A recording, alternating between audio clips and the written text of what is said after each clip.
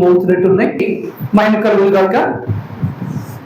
ఈరోజు వాక్య ధ్యాన నిమిత్తము ద్వితీయోపదేశ కాండము 28వ అధ్యాయంలో మొదటి వచనం అలాగే 15వ వచనం ఈ రెండు మనం చదువుదాం. ద్వితీయోపదేశ కాండము 28వ అధ్యాయము మొదటి వచనం అలాగే 15వ వచనం. మొదటి వచనంలో ఈ విధంగా రాయబడుతుంది, నీవు నీ దేవుడైన యెహోవా మాట శ్రద్ధగా విని నేడు నేను నీకు ఆజ్ఞాపించుచున్న ఆయన ఆజ్ఞలన్నిటినీ అనుసరించి నడుచుకొనిన యెడల నీ దేవుడైన యెహోవా భూమి మీదున్న సమస్త జనముల కంటే నిన్ను హెచ్చించును. ఇది ఆశీర్వాదము. ఓకే, అలాగే 15వ వచనాన్ని ఒకసారి చూడండమ్మా. నేను నేడు నీకు ఆజ్ఞాపించు ఆయన సమస్తమైన ఆజ్ఞలను కట్టడలను నీవు అనుసరించి నడుచుకొనవలనని నీ దేవుడైన యెహోవా సెలవిచ్చిన మాట వినని ఎడల, జాగ్రత్తగా, ఈ శాపములన్నీ నీకు సంభవించును. చదవమ్మా. ఇక్కడ ఒక ఆశీర్వాదము, ఒక శాపము. ఆచరిస్తే ఆశీర్వాదము, వినకపోతే శాపము అని దేవుడు నిర్మోహమాటంగా, ఏ మాత్రం కూడా భేషజం లేకుండా, ఏ మాత్రం కూడా ముఖస్థుతి లేకుండా, ఏ మాత్రం కూడా ఈ యొక్క వేరే ఆలోచన లేకుండా సుస్పష్టంగా చెప్తున్నాడు. ఆయన ఇచ్చిన ఆజ్ఞలను ఎవరైతే ఆచరిస్తారో వారిని దేవుడు ఆశీర్వదిస్తాడు. ఎవరైతే దేవుడిచ్చిన ఆజ్ఞల్ని వెనక ఆచరణలో పెట్టగా వాటిని నిర్లక్ష్యం చేస్తారో వారికి దేవుడు దండన, శాపము అని చాలా స్పష్టంగా మన చేతికి అప్పగించాడు. మీ ఇష్టం అయ్యా, మీరు ఏం చేస్తారో చేసుకోండి అన్నట్టుగా. అందుకే జ్ఞాని అయిన సొలొమోను మరొక మాట చెప్తూ ఉన్నాడు. ఏం మాట అంటే, మనకి బుద్ధి వచ్చేటట్టు ఒక మాట చెప్తున్నాడు. సామెతలు 12 మొదటి వచనం ఒకసారి చూసుకుంటే, సామెతలు 12 మొదటి వచనం చూసుకుంటే, శిక్షను ప్రేమించువాడు జ్ఞానమును ప్రేమించును, గద్దింపును అసహించుకున్నవాడు పశుప్రాయుడు. బా, ఇంతకన్నా ఖచ్చితమైన వాత ఇంకోటి ఏం లేదు. వాతలు అంటారు. దేని పెడతారు వాతలు? మనల్ని సరి చేయడానికి, జబ్బు నయం చేయడానికి వాతలు పడతారు. అవునా? పూర్వకాలంలో ఏదైనా జబ్బులు ఉంటే వాటిని ఏం చేసేవారంటే వాటికి వాతే దానికి రోగ నిర్ధారణ అంటే నయమైపోతుందని వాతలు పెట్టేవారు. ఇక్కడ దేవుడు వాక్యమని దీంతో మనకి వాత పెడుతున్నాడు. ఏమిటి? ఎవరైతే శిక్షని ప్రేమిస్తారో, శిక్షను ప్రేమించినటువంటి దేవుడు శిక్షిస్తున్నప్పుడు దాన్ని నా కొరకే అని స్వీకరించి వారిని వారు సరి చేసుకుందికి ఇష్టపడతారో అది శిక్షను ప్రేమించడం అంటే. జ్ఞానమును కలిగి ఉంటారు. ఎవరైతే గద్దింపును అసహించుకుంటారు, మాట్లాడితే మమ్మల్ని హెచ్చరిస్తున్నాడు, ఇదికే పని పోట్లేదు, మీరు చెప్పిన మాట ఎవరు వినాలి అని గద్దింపుని అసహించుకుని తిరస్కరిస్తే వారంతా పశువు ఇంకోటి లేదో చెప్తారు. కానీ మనం ఒకసారి బేరీజ్ వేసుకొని జ్ఞానవంతులు నిండిన మనుషుల వల్లే ఉందామా, లేదంటే పరికరాని పశువులా ఉందామా అనేది మనని నిర్ణయించుకోవాల్సిన విషయం. కారణం ఏమిటి అంటే, మనందరి క్రైస్తవ జీవితంలో అందరికీ ఆల్మోస్ట్ ఒక 5 సంవత్సరాలు దాటిపోయిన వారే ఎవరు కూడా ఈలోపు పిల్లలు లేరు. అంటే ఈ పిల్లల్ని వదిలేయండి, అవునా కదా? అందరూ కూడా పరిపక్వత వచ్చేసే స్టేజ్ లో ఉన్నవారే అయినప్పటికీ కూడా దేవుని యొక్క ఆశీర్వాదాన్ని పరిపూర్ణంగా మనం పొందుకొని ఆ జ్ఞానంతో వెలిగి దేవుని నామాన్ని మహిమపరిచే రీతిలో మనం జీవించట్లు లేదేమో. ఆయన గద్దించే గద్దింపుల్ని మనం తృణీకరిస్తూ, నిర్లక్ష్యం చేస్తూ, అవహేళన చేస్తూ దాన్ని పట్టించుకోకుండా ఉంటున్నామేమో. ఒకవేళ అలా ఉంటే మనం పశువులతో సమానమే. ఎందుకన్నారు పశువులతో? మనిషికి ఒక మాట, పశువుకి ఒక దెబ్బ. ఒక మాట చెబితే మనిషి తను తాను సరి చేసుకునే మంచి గుణాన్ని దేవుడు అనుగ్రహించాడు. అది అవమానంతో కావచ్చు, సరి చేసుకోవాలని కావచ్చు, లేదంటే మనం నష్టపోతామనే భయంతో అయినా సరి చేసుకుంటాడు మనిషి అన్నవాడు. పశువుకు కూడా ఒక దెబ్బ కొడితే మా అయ్యగారు దెబ్బ కొట్టారు, నేను పరిగెత్తాలి అని పరిగెడుతుంది. అవునా కదా? దానికి లొంగకపోతే దేవుడు ఇంకా అసహించుకుంటాడని చెప్పబడుతుంది. ఈరోజు మనం కొన్ని విషయాలు చూద్దాం. బైబిల్ ప్రకారం ఒక క్రైస్తవుడు చేయవలసిన కొన్ని క్రైస్తవ జీవిత విధానంలో కొన్ని పనులు చేయకూడని, ఏమన్నాను? చేయకూడని పనులు కొన్ని ఉంటున్నాయి. ఆ పనులు ఏమిటో మనం చూస్తూ, ఒకవేళ అవి మనం అజ్ఞానంతో కానీ, లేదంటే అలవాట్లో కానీ, ప్రోద్బలంలో కానీ, లేదంటే ఇంకే విషయం ఏ విధంగానైనా ఒకవేళ చేసేస్తున్నామేమో. అర్థమైందా? చేసేస్తున్నామేమో. కానీ ఏం చెప్తున్నట్టే క్రైస్తవ జీవన విధానంలో కొన్ని కార్యాలు చేయకూడదు అని స్పష్టంగా చెప్పబడుతుంది. అది చేస్తే మనం దేవుని దృష్టికి యోగ్యులు కాదు, శాపాన్ని తెచ్చుకుంటాం, అలాగే దండను పొందుకుంటాం, అలాగే ఇంకా ముఖ్యంగా దేవునితోటి ఎడబాటుని పొందుకుంటాం. అంతేగా? అర్థాలు చిన్న ఆజ్ఞలు అతిక్రమించినప్పుడే దేవుడు ఆదాముని ఏం కూడా స్పేర్ చేయలేదు. ఏం చెప్పాడు? అయ్యా నీకు ఉంటే లాభం లేదు, వెళ్ళు ఇక్కడుండి అని ఆయన నుంచి తనని దూరపరిచాడు. అవునా కదా? అలాగే దేవునికి అసహ్యకరమైన, దేవునికి ఇష్టం లేనటువంటి, దేవుని కోపం తెప్పించే ఏ పని మనం చేసినా మనకి ఏమొస్తుందంటే దండం వస్తుంది, శాపం వస్తుంది, దేవునికి అసహ్యం అనిపిస్తుంది, అలాగే దేవుడి నుంచి దూరం అయిపోతాం. దేవుడు దూరం అయిపోయిన జీవితాలు భాగ్యమైన జీవితాల, దౌర్భాగ్యమైన జీవితాలు. అటువంటి దౌర్భాగ్య స్థితిలో పడిపోకూడదని దేవుడు మనల్ని ప్రేమతో ఆయన వాక్యాన్ని ఇచ్చి మళ్ళీ నడిపిస్తున్నాడు. ఎందుకో తెలుసా? ప్రసంగీకరణతో చూసుకుంటే ఆయన ఏమంటున్నాడంటే ఆయనకి అనుదినము కూడా నూతనముగా వాత్సల్యత పుట్టుతున్నట్టుట. ఏంటి? ఆయనకి నూతనముడు ప్రతి దినము కూడా నూతనమైన వాత్సల్యము పుడుతున్నది. ఎవరి మీద? ఆయన జనుల మీద. ఆయన జనులెవరు? మనమే. మన మీద ఆయనకి అనుదినము ప్రతి దినం కూడా నూతన వాత్సల్యం, కొత్తగా, అంటే పాత్రను మరిచి కొత్త వాత్సల్యంతో ఆయన మనల్ని ప్రేమిస్తూ ఉన్నాడు. ఆ ప్రేమతోటే ఆయన మనకి కొన్ని సూచనలు ఇస్తూ ఉన్నాడు. ఆ సూచనల్ని మనం ఆచరించాలని ఆయన ఆశిస్తున్నాడు. ఆశించిన రీతిగా మనం ఉంటే మన జీవితాల్లో మనకి మేలుకరము, అలాగే దేవునితో కలిసి నడిచే భాగ్యాన్ని మనకు అవి అనుగ్రహిస్తాయి. అంతేగా?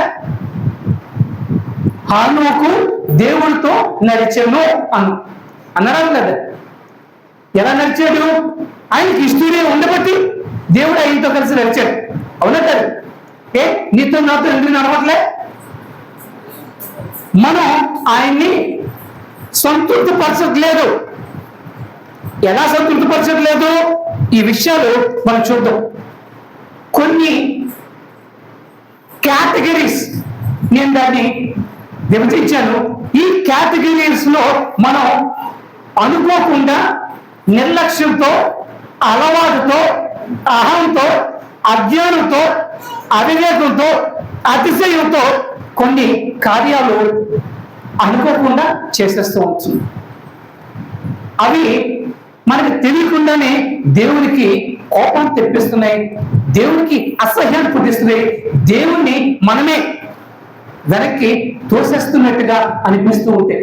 అంతేగా అవేమిటో చూసినప్పుడు మనం ఆ కేటగిరీస్ దేవునికి విరుద్ధమైనవి ఒక కేటగిరీ, నైతిక సామాజిక వ్యతిరేకత గురించి చూసుకున్నటువంటి ఆ కేటగిరీ ఒకటి, ఇక మూడోది స్వభావ సిద్ధమైన మన యొక్క నడవడికి విరుద్ధమైనటువంటి, అలాగే ఆత్మకు విరుద్ధమైనటువంటి, ఇలాగా ఓ 4 కేటగిరీ. ఏంటంటే మొదటిది దేవునికి విరోధమైనది, రెండోది దేవునికి మాత్రమే కాదు నైతిక సామాజిక సమాజానికి కూడా వ్యతిరేకమైనటువంటివి, మూడోది మన స్వభావానికి విరుద్ధమైనటువంటివి, అలాగే చివరిగా ఆత్మకి భంగం కలిగించే ఆత్మకి విరోధమైనటువంటి ఈ యొక్క పనులు మనం అనుకోకుండా అవలోలంగా మనం తెలియకుండా అలవాటులో మనం చేసుకెళ్ళిపోతూ మనమే దేవునికి దూరమైపోతూ ఉన్నాము. అర్థమవుతున్నదే? ఈరోజు వాటిని తెలుసుకొని అయ్యో నీ ఎంత దౌర్భాగ్యాన్ని, ఈ రీతిగా నేను ఉంటున్నాను కాబట్టి నా జీవితాన్ని నేను ఒకసారి సరి చేసుకునే అవకాశాన్ని నూతన వాత్సల్యంతో ఆ దేవుడు నాకు అందిస్తున్నాడే అనే దృక్పథంతో, అనే ఆలోచనతో, అనే భావనతో, అనే ఉద్దేశంతో ఈ మాటలు మనం స్వీకరించినట్లయితే, ఈ మాటలు మనం పొందుకున్నట్లయితే అవి మన భావి జీవితానికి మనకి ఎంతో ఉపయోగకరంగా ఉంటాయి. కారణం ఏంటో తెలుసా? మొదటి ప్రపంచ యుద్ధం జరిగిపోయింది, రెండో ప్రపంచ యుద్ధం జరిగిపోయింది, మూడో ప్రపంచ యుద్ధం జరగడానికి అడుగులు పడుతూ ఉన్నాయి. ఇదే యుగాంతం కూడా కావచ్చు, దేవుడు రాకడ సంభవించవచ్చు. ఇప్పటికీ మనల్ని మనం సరి చేసుకోకుండా అదే మోసలో వేసినట్టు మన జీవితాన్ని కొనసాగిస్తూ ఉంటే మనకు మనం భ్రమపడిపోతున్నాం. మేము దేవుళ్ళో ఉన్నాం, బాగున్నాం, స్వర్గంలో మా ఇల్లు అక్కడ ఆల్రెడీ ఉన్నది, మేము చూసేసాం, మా నేమ్ బోర్డు రాసేశారు అనే భ్రమలో ఉంటున్నాం తప్ప అక్కడికి చేరుకోగలమో లేదు. కానీ దేవుడు మనకి ఒక అవకాశం ఇస్తున్నాడు, అవి చేరుకునే మార్గాలు చూపిస్తూ ఇదిగో ఈ లోపాలు మీరు సరి చేసుకోండి. అందుకే ప్రకటన గ్రంథంలో చూసుకుంటున్నప్పుడు ఆయన యొక్క సందేశాన్ని కానీ, ఆయన సూచనలను కానీ, ఆయన యొక్క ఆలోచనలు కానీ 7 సంఘాలకి విడదీసి ఏ సంఘంలో ఏ లోపం ఎలా ఉంది అనే విషయాల్ని విశదీకరించి ప్రపంచం మొత్తం మీద ఉన్నటువంటి ఆ యొక్క మానవ నైతిక ఈ యొక్క జీవన విధానంలో ఉన్న లోపాలని ఎత్తి చూపుతూ మీరు సరి చేసుకోకపోతే ఏమంటాడు? నేను మిమ్మల్ని నా నోట్లోంచి ఒకటి నీ దీపాన్ని తీసేస్తాను. అవునా కదా? కారణం ఏమిటి? మనకు మనం భ్రమపడిపోతున్నాం. నిన్న మన జీవనం వాళ్ళ తాత విషయాలు మాట్లాడుకుంటున్నప్పుడు ఒక విషయం మాట్లాడుతున్నాం. మనం జీవిస్తున్నాం అన్న మాటే, కానీ మనకు మనం అనుకుంటున్నాం దేవునికి ఇష్టంగా బతికేస్తున్నాం, కానీ దేవుని దృష్టిలో మనం మృతులమే. ఆయన ఏమంటారు? జీవిస్తున్నామని మాటే మీకుంది, కానీ మీరు మృతులే. కాబట్టి ఈ యొక్క విషయాలు ఏ రీతిగా మనం ప్రవర్తిస్తున్నాం ఆ ప్రవర్తన నియమావళిని సరిచేస్తుంది. ఒకటి దైవిక విరుద్ధమైన కార్యాలు. దైవిక విరుద్ధమైన కార్యాలు ఏమిటి అని మీరు అడగవచ్చు. వాటిని కూడా నేను చెప్తున్నాను. మొట్టమొదటిది విగ్రహారాధన. ఏంటండి మీకేం పిచ్చి పట్టిందా? ఆ విగ్రహాలను వదిలేసాగా మేము దేవుళ్ళకి వచ్చాం, విగ్రహాలకి మాకు పొంతం లేదుగా, మీరు మమ్మల్ని మరలా విగ్రహారాధన అని చెప్పి వేలెత్తి చూపుతున్నారేంటి? మీకు అసలు జ్ఞానం ఉందా అని మీరు అడగవచ్చు. విగ్రహారాధన అంటే కేవలం ఆ యొక్క మట్టి బొమ్మలకో, ఆ మూర్తులకో, ఆ యొక్క విగ్రహాలకు పూజ చేసినట్టు మాత్రం అది విగ్రహాలు మాత్రమే కాదు. దేవునికి అంటే నీవు దేనికి ప్రాధాన్యత ఇస్తావో అది నీ హృదయంలో విగ్రహమే. దేవుని కంటే దేనికైనా నువ్వు ప్రాధాన్యం ఇస్తే, లోకంలో డబ్బుకు కావచ్చు, పరువు కావచ్చు, ప్రతిష్టకు కావచ్చు, భర్తకు కావచ్చు, పిల్లలకు కావచ్చు, ఇక అందానికి కావచ్చు, దేనికి నువ్వు దేవుని కంటే అధిక ప్రాధాన్యత ఇచ్చినా అది నీ హృదయంలో అది విగ్రహారాధనే. ఆయన ఏమంటున్నాడు నిర్గమకాండములో చూడండి, 20వ అధ్యాయం 3 నుంచి 5 వచనాలు చూసుకున్నప్పుడు నిర్గమకాండములో ఏమంటున్నాడంటే, ఏ రూపంలో కూడా మీరు పెట్టుకోకూడదు. ఎక్కడ?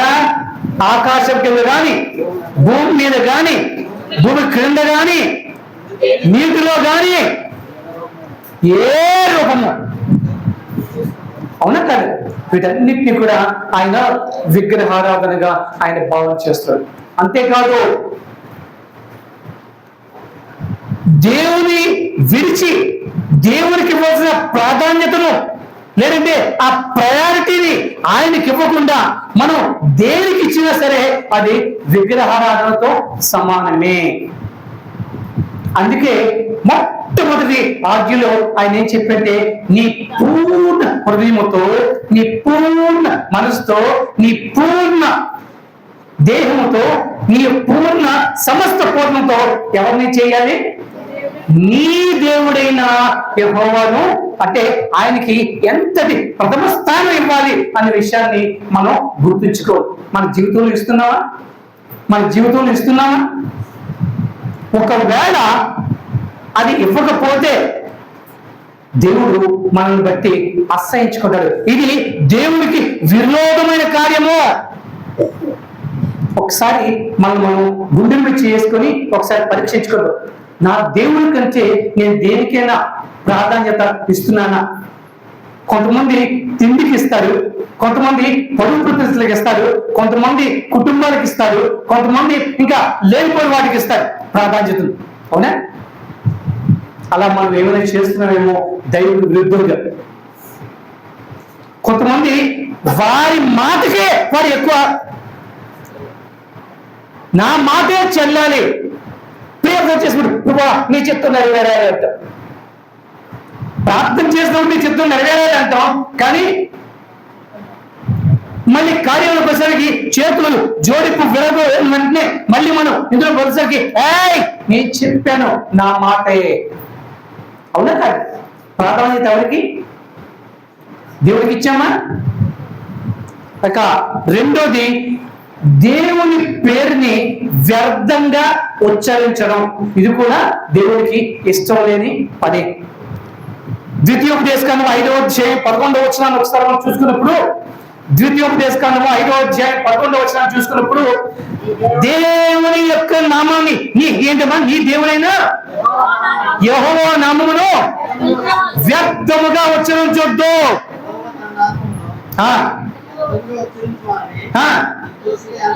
నిర్దోషిగా ఎంచడు. మనకి ఒక మాట ఉంది, మీరు ఒట్టు పెట్టుకోవద్దు. అవునా?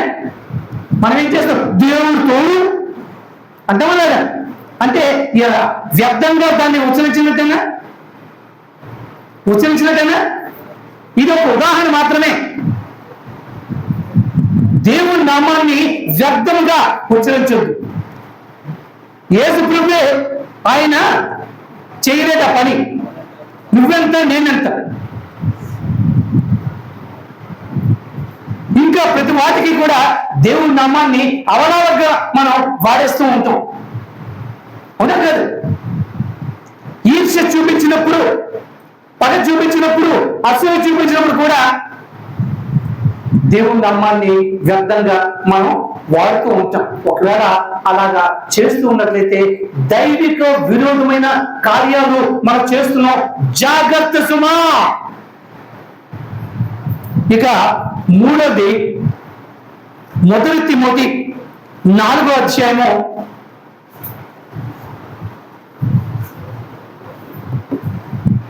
1వ వచనం అనుకుంటాను చూడమ్మా. కడవరి దినములలో కొందరు అబద్ధికులు వేషధారణ వలన మోసపరుచు ఆత్మయందును దెయ్యముల బోధ యందును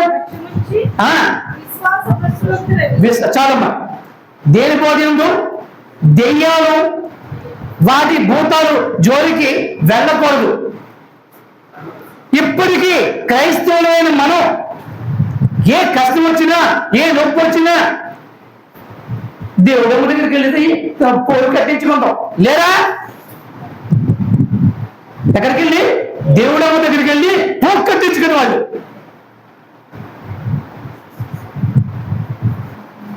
అంటే దెయ్యాలకి ప్రాధాన్యత ఇస్తున్నావే, దేవుడికి ప్రాధాన్యత ఇవ్వట్లేదా? దెయ్యాల్ని భూతాల్ని ఎవరైతే ఆరాధిస్తారో, ఎవరైతే వారి యొక్క గురి పెడతారో వారిని కూడా దేవుడు దగ్గరికి రానివాడు. అది దేవునికి విరోధమైనదే. ఇలాంటి దేవునికి విరోధమైన కార్యాలు మనం చేస్తున్నామా? అలవాటు ప్రకారం ఏం చేస్తానండి, మా పక్కింటి వాళ్ళు చెప్పారు, అమ్మా ఏం పర్లేదు ఆడ దగ్గరికి వెళ్ళు, ఆ సాయిబు గారి దగ్గరికి వెళ్ళు, ఒక పోల్ కడతాడు అంతే, ఇంకేం లేదు. అవునా కాదు? ఎంతమంది వెళ్ళట్లేదు?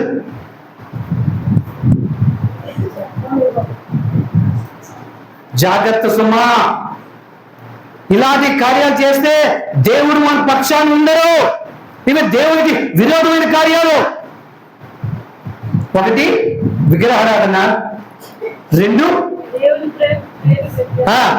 దేవుని పేరుని వ్యర్థంగా వాడటం, మూడోది దెయ్యాలు భూతాలు వాటి దగ్గర చెవులకి వెళ్ళి వాటిని పరామర్శించి అది చెప్పింది నమ్మేసి దేవుడు వాక్యాన్ని పక్కకు తోసే మనసు నీలో ఉంటే దేవుడు ఏమాత్రం కూడా వెళ్ళు, ఆ దెయ్యం దగ్గరికి వెళ్ళు అని వదిలేస్తాడు. ఇక రెండోది ఏం చెప్పాను? నైతిక సామాజిక విరోధంగా. నైతిక సామాజిక అంటే మన నైతికత్వము అన్న మాటకి అర్థమైందంటే పరస్పరము అవగాహనతో జీవించే జీవితాలు. నైతికత అంటే నీతి న్యాయములు అనుసరించే, అంటే వ్యక్తుల మధ్య వ్యవహరించే తీరుని నైతికత అని అన్నారు. నైతికత సామాజికం. మనందరం కూడా ఎవరిని ఎక్కడున్నాం? మనందరం ఎక్కడున్నాం? సమాజంలో. మేనేజే చెప్పండి. ఎస్, ఎగ్జాక్ట్, కరెక్ట్ చెప్పింది. సోషల్ ఏర్పాటు. సమాజంలోని మనం ఉంటున్నాం. సమాజ వ్యతిరేక కార్యాలు మనం చేయకూడదు. అవి కూడా దేవునికి ఏమాత్రం కూడా ఇష్టం లేనివి. ఏమిటి? ఒకటి వ్యభిచారం. వ్యభిచారం చేయడం కట్టుబాట్లని ఉల్లంఘించడమేగా, సమాజాన్ని అవమానపరచడమేగా, సమాజంలో సిగ్గుతో వ్యవహరించడమేగా.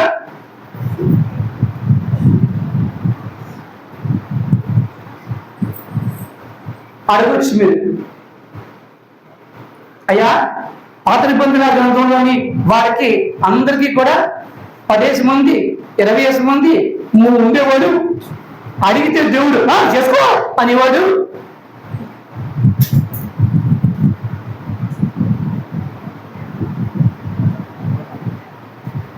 కానీ దేవుడు ఏమంటే ఈ కాలంలో అని చెప్తాడు, నీ దేహము దేవుని యొక్క ఆలయము, నీ యొక్క శరీరంతో నీవు వ్యభిచరించకూడదు. దశే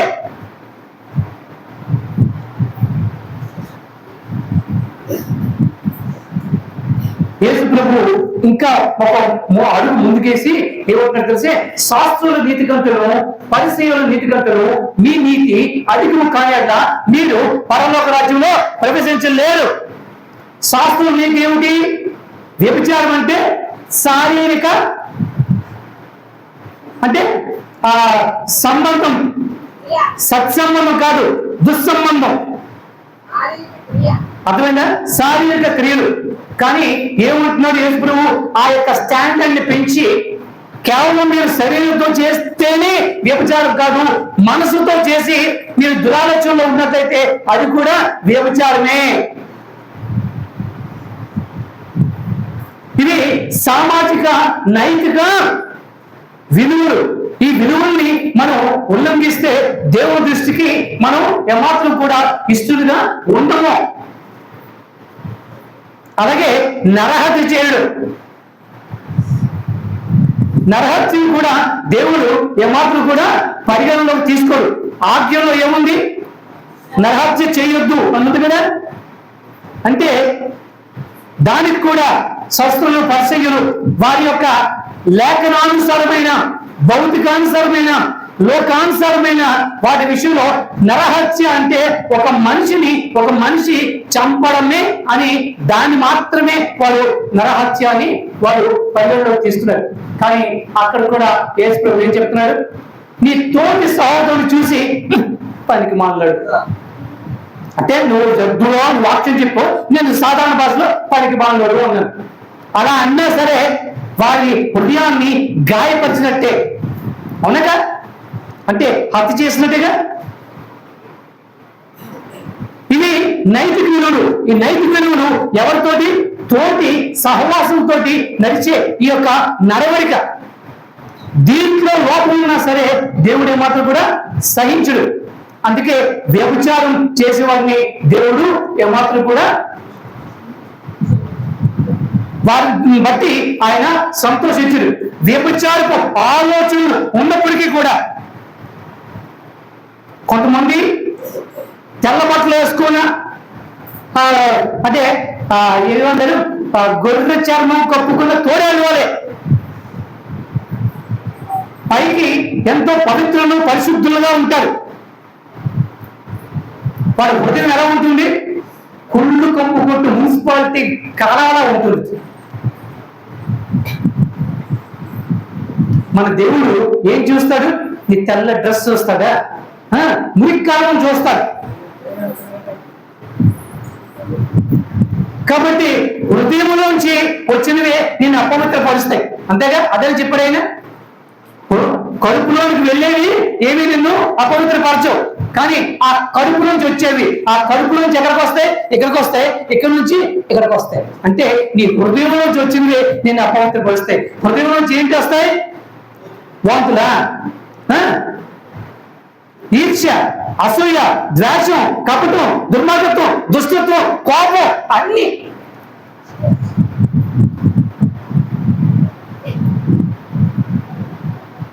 అష్ట దరిద్రాలు నుంచి వస్తాయి.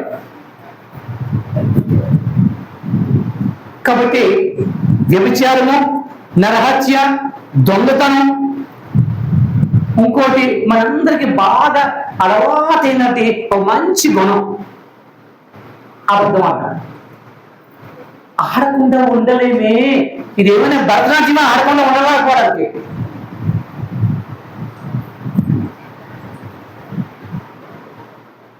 అబద్ధం ఆడకుండా ఉండగలమా?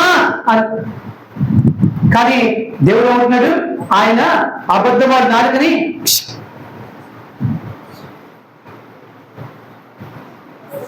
ఉన్నా కాదు. అబద్ధం ఆడటం వల్ల దేవుడికి ఏమైంది? దేవుడికి ఏమోలే, మన పరస్పర యొక్క సంబంధ బాంధవ్యాలు తెగిపోతాయి. అంతేనా? మనం దేవుళ్ళో ఉన్నామంటే కేవలం ఒక లెవెల్లో ఉంటే చాలు. 2 లెవెల్లో పరిపూర్ణంగా ఉండాలి. ఒకటి నిలువుగాను, 2 అడ్డంగా కూడా.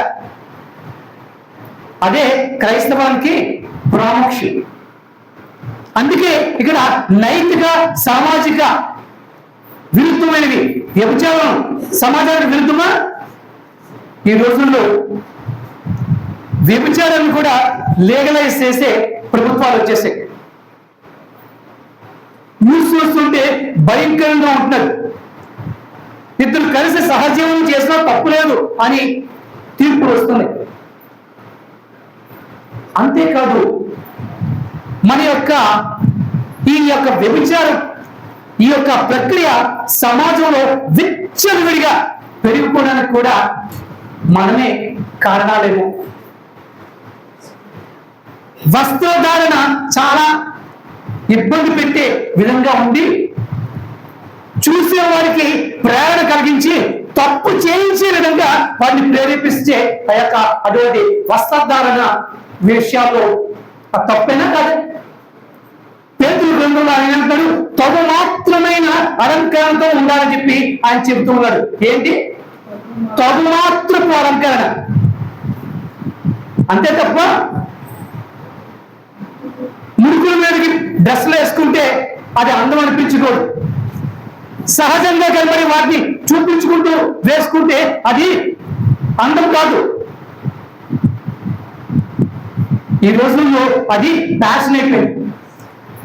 తల్లిదండ్రులు కూడా పిల్లల్ని ప్రోత్సాహపరుస్తున్నట్టే అనిపిస్తున్నారు తప్ప ఆ విషయంలోని తప్పు అని చెప్పే సంస్కృతి నుంచి తప్పిపోతున్నారేమో.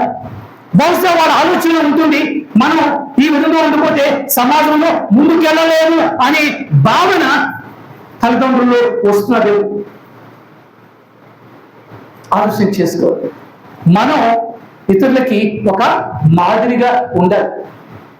ఈ రోజుల్లో మన పిల్లలే మన దగ్గర ఉన్నప్పుడు అప్పుడు వీరంత బుద్ధిమంతులు లేదే, ఎంత భక్తి పరులు, ఎంత వినయం, ఎంత చక్కని వస్త్రధారణ, ఎంత సున్నితత్వం అనేటట్టు ఉంటారు. ఒక్కసారి మన కన్ను నుంచి దూరం అడిగిన తర్వాత వారు ప్రవర్తించే తీరులు మనం ఒకసారి చూస్తే మన సమాజంలో మనకే సిగ్గు అనిపిస్తుంటుంది.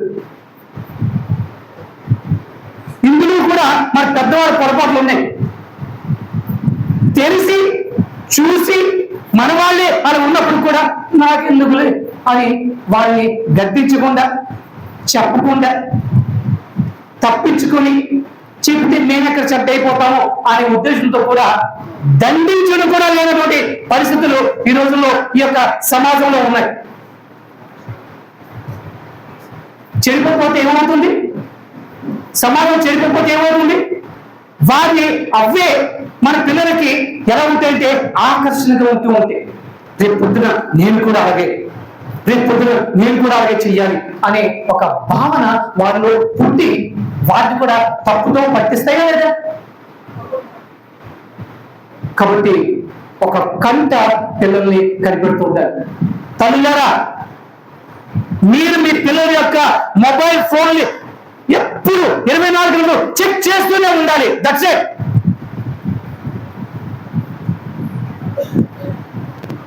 అది పిల్లల్ని అవమానపరిచినట్టు కాదు. వారు ఎక్కడైనా ఏ ప్రలోభానికైనా ఏ తప్పుదడిగైనా వేసే ప్రమాదం ఉందేమో అని భయంతో, అంతే తప్ప వాళ్ళ క్యారెక్టర్ని అనుమానించి కాదు. అర్థమవుతుందంటే మనం అంత జాగ్రత్తగా, ఎందుకంటే మనం 2 కళ్ళతోనే చూస్తున్నాం, కానీ సమాజం 1000 కళ్ళతో మనల్ని ప్రతి విషయంలో కనిపెడుతుంది. రేపు పొద్దున మనల్ని చీ అంటే ఎందుకు మన బ్రతుకులు? ఇవి నైతిక సామాజిక విలువలు. నాకు చాలా చాలా బాధ అనిపిస్తూ ఉంటుంది మన వాళ్ళని చూసినప్పుడు, వారు ప్రవర్తించే తీరు చూసినప్పుడు, వారి వస్త్రధారణ చూసినప్పుడు, వారు అంటే చేసే విషయాలు చూసినప్పుడు. కానీ కడుపు తెచ్చుకుంటే కాలం మీద పడుతుంది. కాబట్టి ఈ నైతిక విలువల్ని మనం పాటించవలసిన అవసరత ఎంతైనా ఉంది. ఇవేంటి? వ్యభిచారము, నరహత్య, దొంగతనము, అబద్ధమాడుట. ఈ విషయాలు చాలా జాగ్రత్తగా, కష్టమే, నో డౌట్ ఇన్ ఇట్, చాలా కష్టం పాటించడం. కానీ అలవాటు చేసుకుంటే అది మనకి మేలుకరము, దేవునికి మహిమకరం. చాలా కష్టం. ఈ సమాజంలో ఈ రీతిగా మనం నెత్తుకొని ముందుకు వెళ్ళడం కష్టమే, కాదలేదు. మనం ఇప్పుడు ఏ ప్రపంచం ఉంది? పోటీ ప్రపంచం, అంతేగా? ఈ పోటీ ప్రపంచంలో వారికంటే మెరుగ్గా ఉండాలి అన్న భావన. ఆ పోటీ ఎక్కడ ఉండాలి? అభివృద్ధిలో ఉండాలి, మంచి గుణాల్లో ఉండాలి, మంచి ప్రవర్తనలో ఉండాలి, వాటిలో ఉండాలి. కానీ ఈరోజు సమాజం ఏమైపోయింది? ఎంత చెడుకు వెళ్తే అంత ప్రాధాన్యత అన్నట్టుగా వెళ్ళిపోతున్న పరిస్థితులు కనబడుతుంది. కాబట్టి ఈ విషయాలు ఎందుకు చెబుతున్నారో అర్థం చేసుకొని తల్లులారా, తండ్రులారా, ఈ పరిస్థితి నాకు మనకి రాకూడదు అనే హృదయ వేదంతో చెప్తున్న మాటలు ఇవి. ఇకపోతే దీంట్లోనే ఇంకోటి ఏంటంటే సామాజిక నైతిక విషయాల్లో ఇంకోటి దురాశ. ఆశ ఉండడం మంచిదే, కానీ దురాశ దుఃఖానికి చేటు అని రాయబడుతుంది. అంతేగా దురాశ దుఃఖానికి చేటు. ఆ దుఃఖాన్ని మనం కొని తెచ్చుకోవడం ఎందుకు? దురాశ అనే మాటకు అర్థం ఏంటంటే వాడికంటే నేను కొంచెం ఎక్కువలో ఉండాలి, అదే దురాశ అంటే. అవునా? వాడికంటే నేను పరపతిలో కానీ, అందంలో కానీ, సంపదలో కానీ, పేరు ప్రతిష్టలో కానీ నేను కొంచెం పైన ఉండాలి.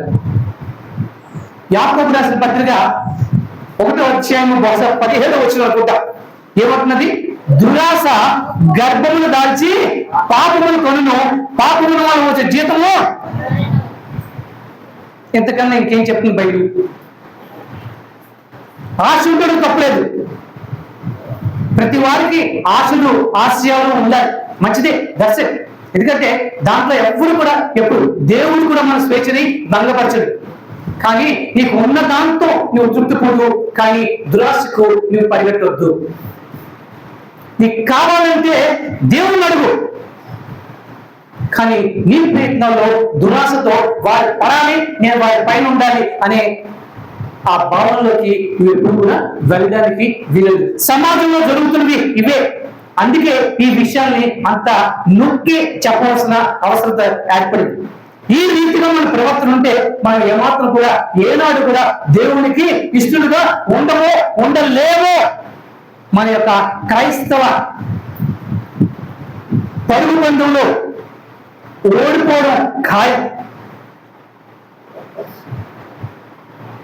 పరుగు బంధంలో బహుమానం ఎంతమందికి కావాలి? ఎవరు చేయట్లే. అల్లక్కడ రామప్ప ఒకటి ఎక్కింది, ఇవి ఇక్కడ ఆడలేసిన ఒకరు ఎత్తారు. ఈ పరుగు బంధంలో బహుమానం ఎంతమందికి కావాలి? బహుమానం అక్కడ పరిగెట్టడం ఎందుకమ్మా? ఆయాసం.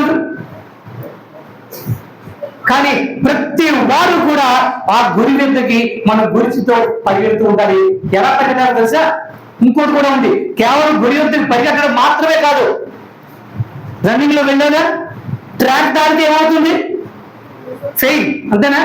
కాబట్టి నీకు ఇచ్చిన ట్రాక్ లోనే నువ్వు వెళ్ళాలి. ఒకటి, బహుమానం పొందుకోవాలి, గురి వెంటకి పెట్టుకోవాలి.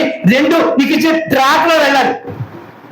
ట్రాక్ లేకపోతే ఎవరు? ఓసారి మా ఊళ్ళోని మారథాన్ రన్ అయింది. అంటే ఎన్నో కిలోమీటర్లు, ఊరంతా కూడా పరిగెత్తు. ఓకే, బనీలు ఇచ్చారు, అవి ఇచ్చారు, నా బూట్లు ఇచ్చారు. నేను కూడా వెళ్ళి జాయిన్ అయ్యి అందరితో పాటు నేను నిలబడ్డాను. పెద్ద పరిగెట్టేసి వెళ్ళారు. ఇక్కడ అక్కడ కూడా పరిగెట్టాను. ఆ తర్వాత అని చెప్పి ఆ మోటార్ సైకిల్ మీద ఎక్కి వెళ్ళిపోయాను సులభమని. అక్కడికి వెళ్తే అది రాణిస్తారా?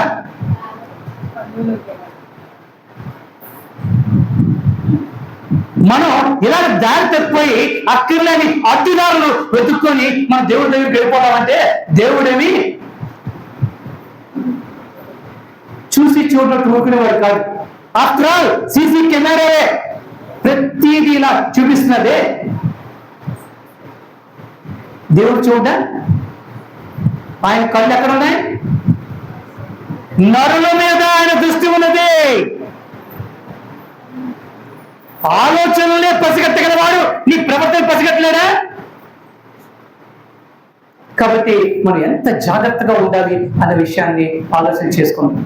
ఇది సామాజిక నైతిక విరుద్ధంగా మనం ఒకవేళ ప్రవర్తిస్తే దేవునికి ఇష్టలుగా ఉండడం.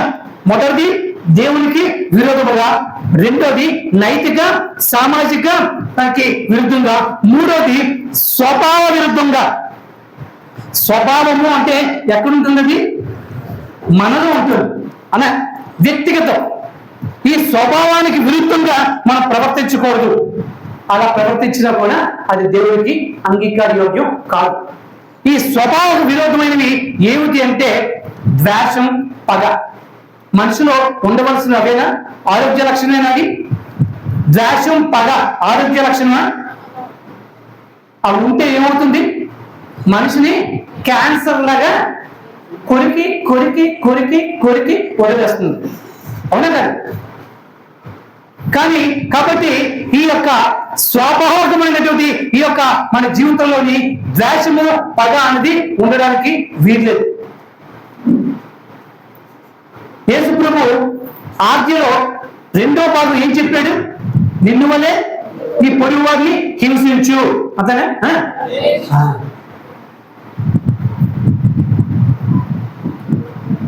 నిన్ను వలే నీ పొరుగు వారిని ప్రేమించు. నిన్ను నువ్వు ప్రేమించుకుంటున్నావా? ఎవరికి వారు వారికి వారు ప్రేమించుకుంటున్నావు లేదా?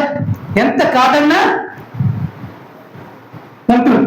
అలాగే అవతల వారిని ఆవిదింటారు. అలా ప్రేమించే వారిలో ద్వేషము, పగ ఉండొచ్చా? ఉండొచ్చా? ఉండొచ్చా? ఇలా తిప్పు గుర్రం, ఇలా అనక. అది ఉండడానికి వీర్లేదు. ఏం చేస్తానండి, నా స్వభావం అంతే, చిన్నప్పటి నుండి అలవాటు అయిపోయింది అని సోకులు చెప్పే రకాలు లేవా? లేవా? ఎంత వదిలించుకుందామా అది వదలలేదే.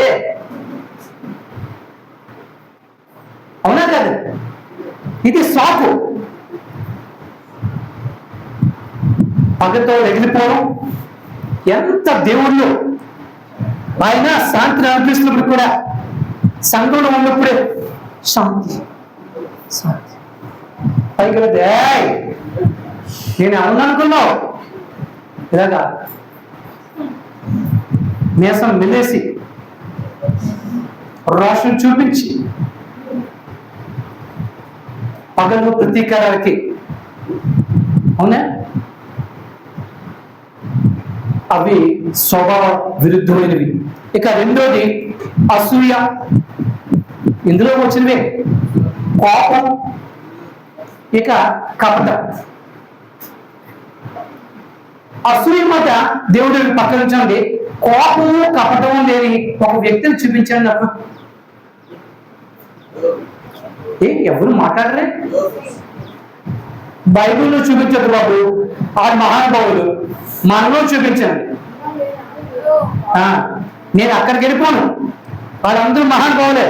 ఆయన చూసి మనం ఆహా అనుకొని ఊరుకోవడమే. మనలో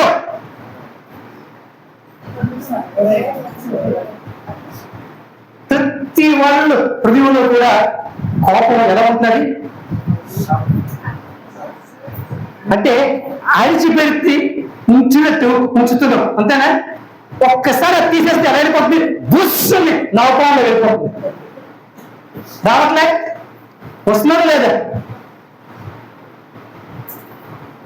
అలాగే ప్రతి మనిషిలో ఇద్దరు ఉంటున్నారు, ఒక అపరిచితుడు, ఒక పరిచితుడు.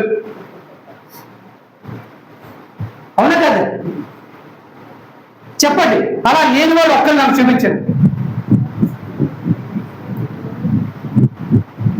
ఇది స్వభావ విరుద్ధంగా ప్రవర్తించడమేగా, వేషధారణగా, పైకి భక్తి గలవాగా కనబడి దేవుని యొక్క శక్తిని ఆశ్రయించలేనటువంటి వాడు.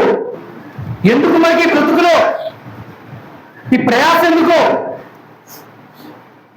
ఆదివారం ఇక్కడికి వచ్చి కూర్చొని అబ్బా అని కూర్చొని ఎందుకు? ఏసీ హాల్లోనూ సినిమా హాల్లో కూర్చోవచ్చుగా.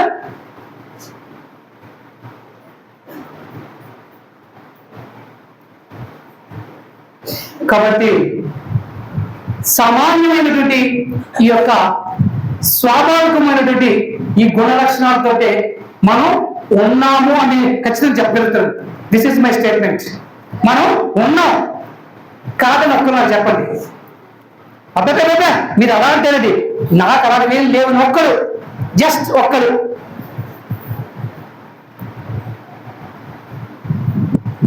కానీ ప్రసంగి గ్రంథంలో సొలొమోను ఏం చెప్తున్నాడు? అనుదినము కూడా దేవునికి నూతనంగా వాత్సల్యత ఉంటూ ఉంది.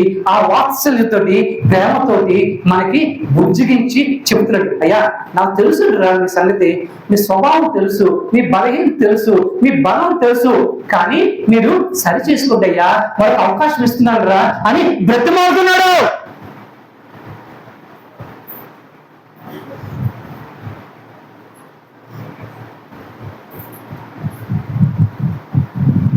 అందుకే ఏమన్నాడు?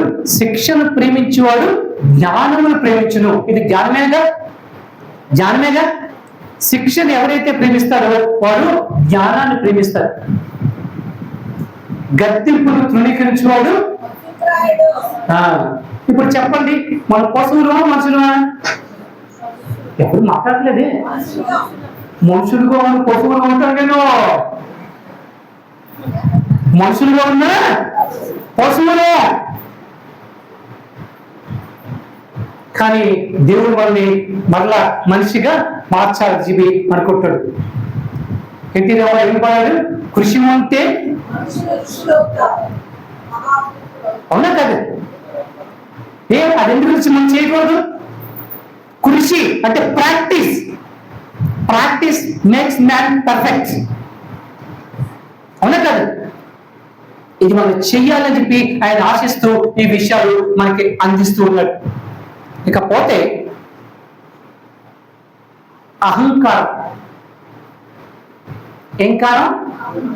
మమకారం కాదు అది. పురుషుడికి నేను మగాన్ని, అవునా కదా? ఆడవాళ్ళకి నేను వంట చేసి పెడుతున్నాను, నేను ఇవాళ పెట్టకపోతేనో. ఎవరు అహంకారాలు వాడివి?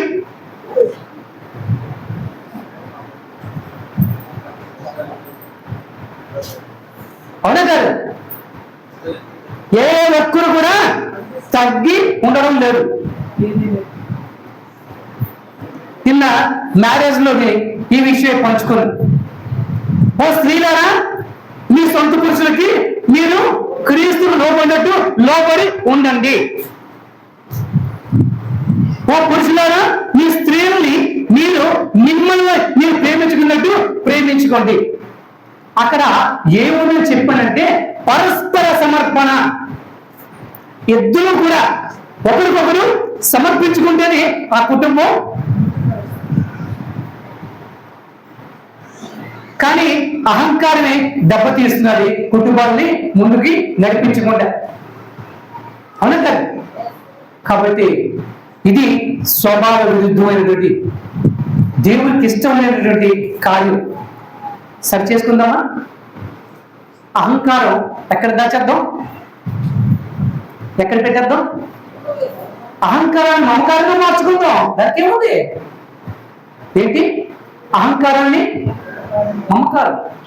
అహం అంటే నేను, మమ అంటే ప్రేమ, అంటే మమకారం, ఆ యొక్క నన్ను నేను ఏ విధంగా ప్రేమాకారంలోకి మార్చుకోవాలి. అహంకారాన్ని మమకారంగా మార్చుకున్నప్పుడు మన జీవితాలు దేవునికి ఇష్టంగా, మనుషులకి ప్రియంగా ఉంటాయి. అది దేవుడు మనకి ఆశీర్వాదాలు ఇచ్చే వరం. ఇకపోతే చివరిగా మొదటిది ఎవరికి విరుద్ధంగా, రెండోది నైతిక సామాజిక పరిస్థితుల విరుద్ధం, మూడోది స్వాభావికం, ఇకపోతే ఆత్మీయ. మనందరం కూడా ఎందులో ఎదగాలి? ఆత్మలో ఎదగాలని ఎవరు ఆశిస్తున్నారు? మనం ఆశించట్లే. పాయింట్ అది. నేను ఎందుకు చెప్పించానంటే అది మన ఆత్మలో ఎదగాలని ఆయన ఆశిస్తున్నాడు, మనమే పట్టించుకోవట్లే.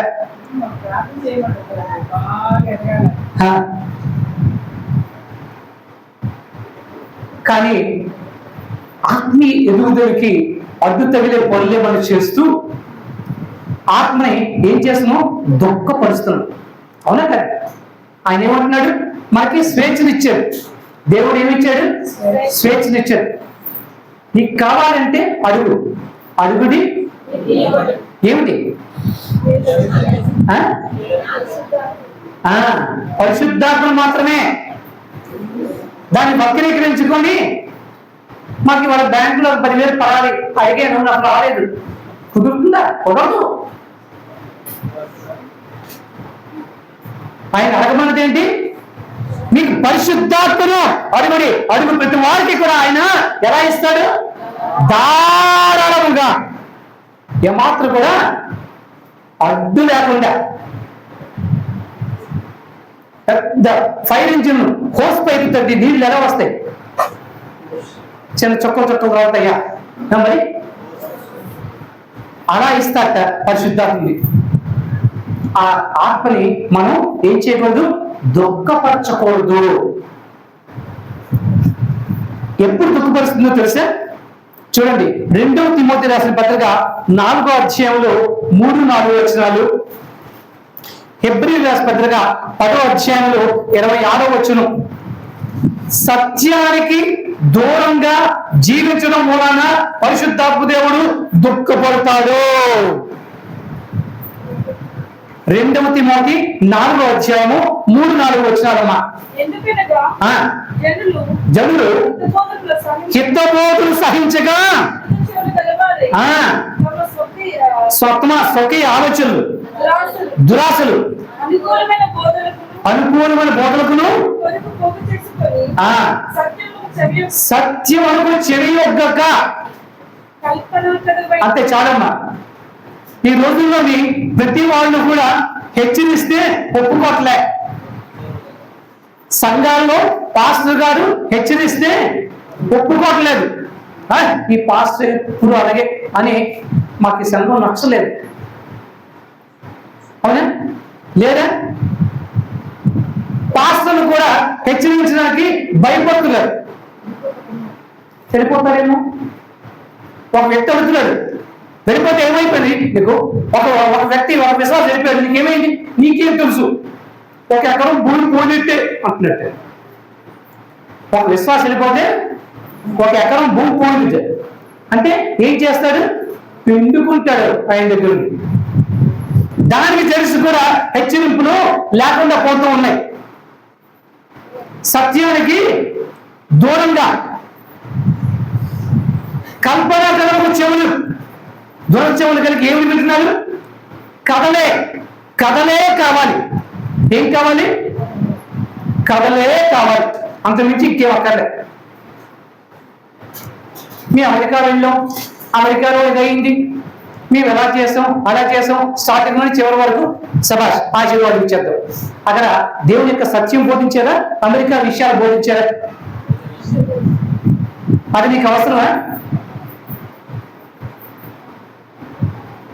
ఈ మధ్య కాలంలో మనం చూసాం, ప్రతి ఈ యొక్క పురుపెట్టి నుంచి కూడా ఆ సేవకుడు ఈ సేవకుడు, ఈ సేవకుడు ఆ సేవకుడు నిందించుకోవడం, అలాగే వారిని విమర్శించుకోవడం.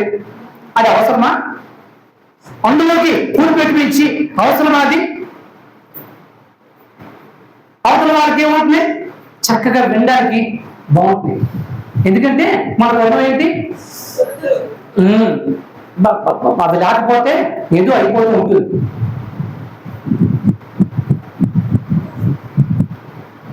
చాడీలు వినే మనస్తత్వం దేవుడికి ఇష్టమా?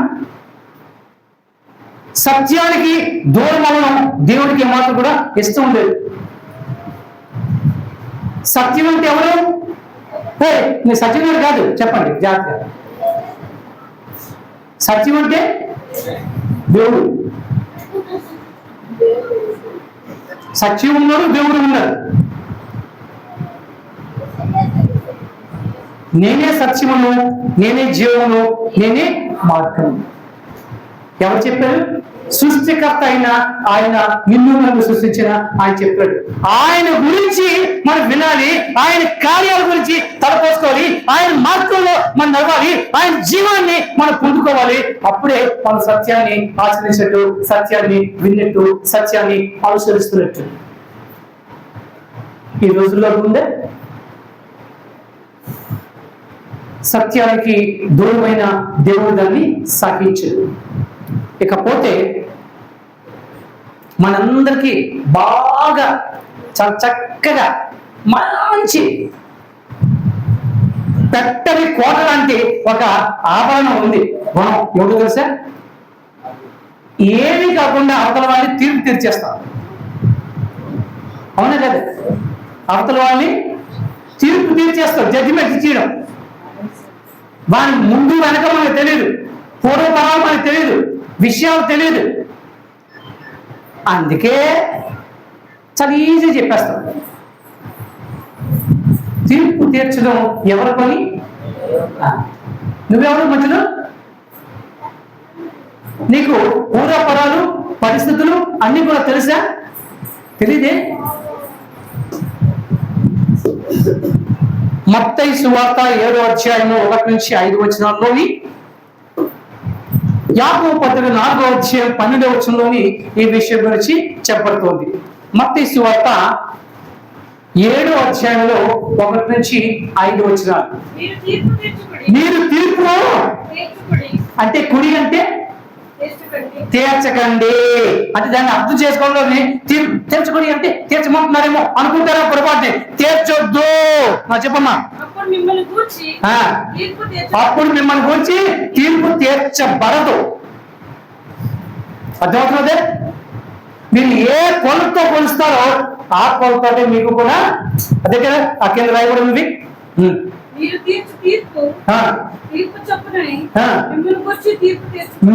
తీర్పు తీర్చే తీర్పు చొప్పునే మిమ్మల్ని కూడా తీర్పు తీర్చబడును. అర్థమవుతున్నదే? మనం ఏదో పెద్ద జ్ఞానులవి న్యాయవాదులవి అన్నట్టుగా మనకున్న ఆ యొక్క చిన్నపాటి జ్ఞానంతో అవును ఇది నిజమే, ఇది ఇంతే, నాకు తెలుసు అని తీర్పు చెప్పేసే గుణ లక్షణాలు మనకి చాలా ఉన్నాయి. అవునా కదా? ప్రతి వారికి, చదువు ఉన్నవారు కావచ్చు, చదువు లేని వారికి కావచ్చు, జ్ఞానవంతులు కావచ్చు, జ్ఞానం లేని వారికి కావచ్చు, ప్రతి వారికి ఈ గుణం ఉంది. అవునా లేదు? యాకోబు పత్రిక 4వ అధ్యాయం 12వ వచనం ఏమంటున్నాడు? తీర్పు తీర్చడం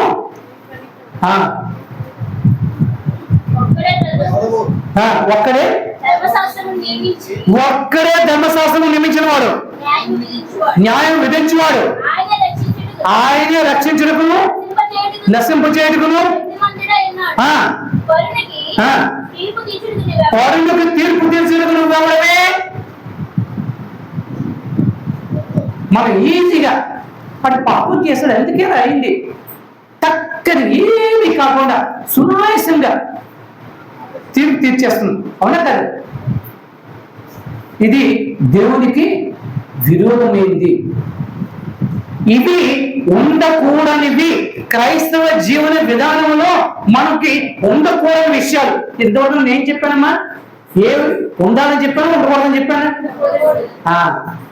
ఒక్కొక్కరికి చెప్పగలరా ఏమి ఉండకూడదు, ఏమి ఉండకూడదు? ఒక్కొక్కరికి చెప్పండి. విగ్రహారాధన ఉండకూడదు, దేవుని పేరుని వ్యర్థంగా ఉచ్చరించకూడదు, దెయ్యాల బోధలకి మీరు ఏమాత్రం కూడా ఆచరించకూడదు.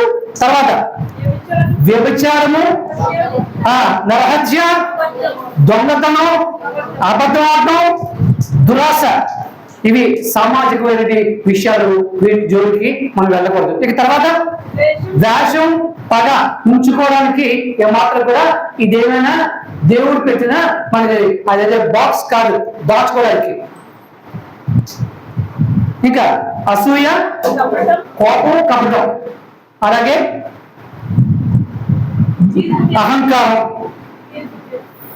తర్వాత చివరిది ఆత్మకి భంగం కలిగించేది ఏంటంటే ఈ యొక్క సత్యానికి మనం దూరంగా ఉండడం మనలో ఉన్న ఆత్మకి భంగం కలిగిస్తుంది. మనలో ఉన్న ఆత్మ ఆయన దుఃఖపడితే ఏమవుతాడో తెలుసా? ఆత్మ దుఃఖపరిస్తే ఆ ఏమవుతుందో తెలుసా? ఆయన చడి చప్పుడు లేకుండా మనల్ని విడిచిపెట్టి వెళ్ళిపోతాడు. మనం అనుకుంటూ ఉన్నాం, ఆత్మదేవుడే నాతనేవాడు, చిటికేసి పిలిస్తే వస్తాడు అనే గర్వంతో మనం ఉంటాం. కానీ చెప్ప చేయకుండా వదిలిపెట్టి వెళ్ళిపోతాడు. మన పరిస్థితి దౌర్భాగ్యంగా అయిపోతుంది ఇటువంటి గుణాలు ఉంటే. కాబట్టి ఆత్మని మనం ఏమాత్రం కూడా దుఃఖపరచకూడదు. ఆత్మ దుఃఖపరిచే కార్యాలు ఏమిటి అంటే, సత్యానికి విరుద్ధంగా మనం ఏ కార్యం చేసినా, ఏ సత్యాన్ని ఆచరించకుండా ఉన్న ఏ కార్యమైనా దేవుని ఆత్మని దుఃఖపరుస్తుంది. అలాగే పరులకు తీర్పు తీర్చినప్పుడు కూడా, నేను కదా తీర్పు తీర్చవలసింది, నువ్వెవడివి అని పరిశుద్ధాత్మ దేవుడు మనల్ని గద్దించి మనల్ని ఏం చేస్తాడు, ఆయన ఇష్టపడడు. ఇవి మనలో ఉందా? ఇవన్నీ మనలో ఉందా? కూడదు. పక్క వాళ్ళకి చెప్పండి, అమ్మ నిద్రపోతున్న వాళ్ళ ఇవి మనలో ఉండకూడదు అమ్మా చెప్పండి ఒకసారి.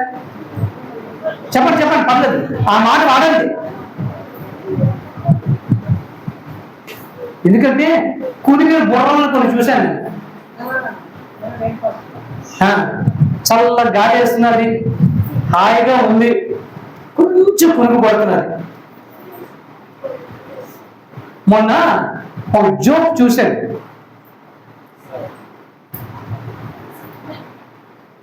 ఇంట్లోని చిన్న దోమ తిరిగినా నిద్ర పాటట్లేదు. అర్థమైందే? కానీ చర్చకు వచ్చి అనర్గళంగా గట్టిగా మాట్లాడుతున్నా కొట్టి ఎప్పుడు తెలివి రావట్లేదు.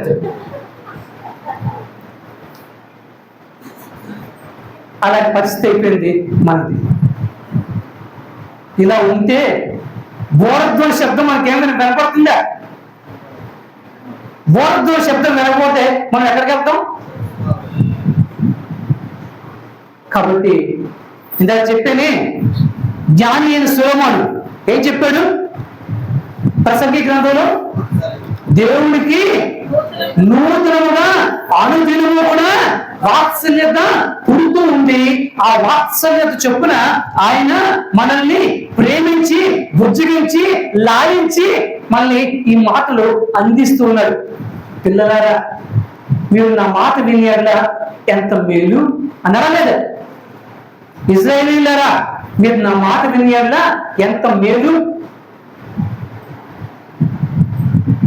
మనలాడుతాడు, కోరుకొని దీవెన సహవాసులారా, దేవుని మాటలు మీరు వింటే ఎంత మేలు.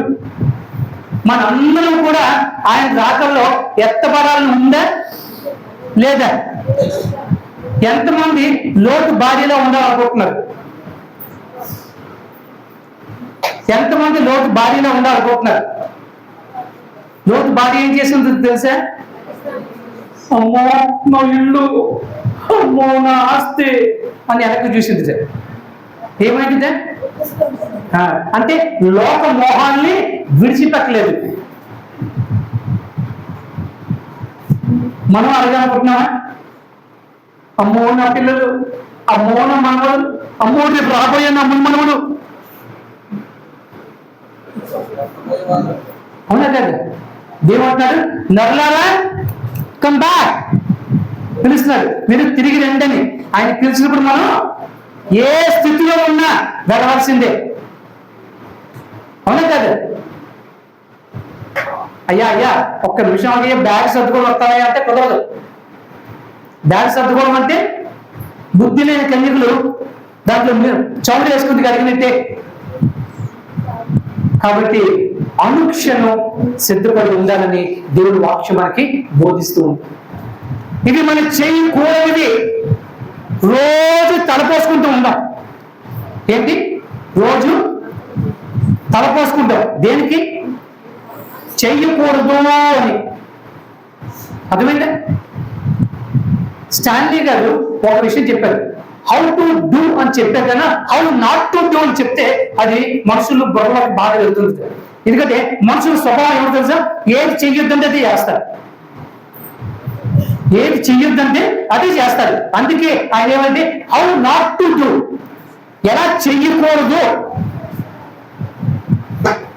ఎందుకు చేయకూడదు అని మనలో ప్రశ్న వచ్చి దాంట్లోకి వెళ్తామని.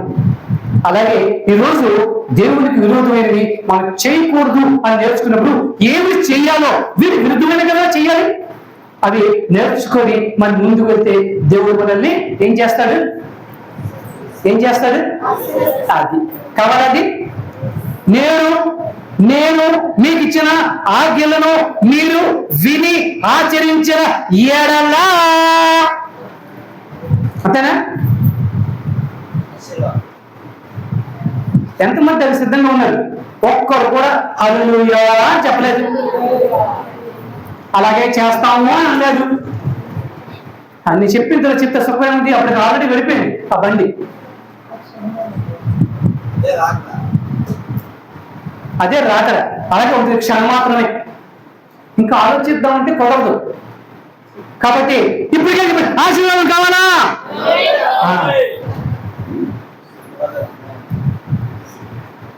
కాల్ మీద కాల్ కూర్చుండి ఆశీర్వాదం వచ్చేస్తున్నాయి. రండి, నిలబడండి.